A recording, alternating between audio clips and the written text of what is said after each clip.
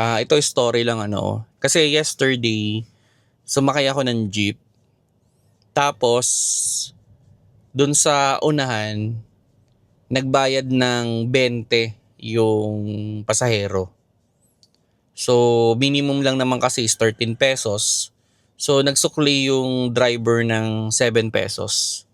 And ang ginawa nung pasahero, ibinalik yung 7 pesos do sa driver. At ang sabi niya, ano na yan, alam ko mataas yung diesel ngayon, so ipandagdag mo. Di ba nakakatuwa no, na may mga ganong klase ng pasahero na dinadagdagan yung kanilang pamasahe kasi naiintindihan nila yung nararamdaman o yung senaryo ng mga driver. Kasi ang problema ngayon talaga, nag-overwork na yung mga driver para lang i-cover up yung nawawalang amount dahil dun sa taas ng fuel.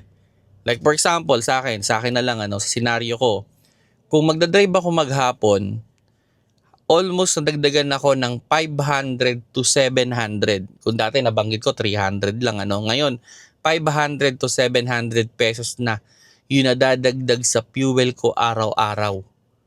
So sabihin na natin sa 100%, almost 40% na nung kita ko ay napupunta lang sa gasolina.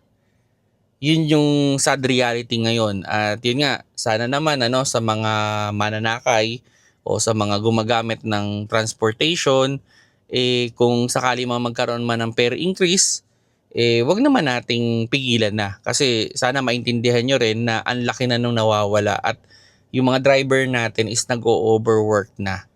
Yan. So, yun lang yung ano ko sa inyo, no? At yun, salamat dun sa mga pasahero na nakakaintindi na yun nga, yung nakita ko kahapon na na-witness ko mismo na binalik pa yung 7 pesos dahil nga pandagdag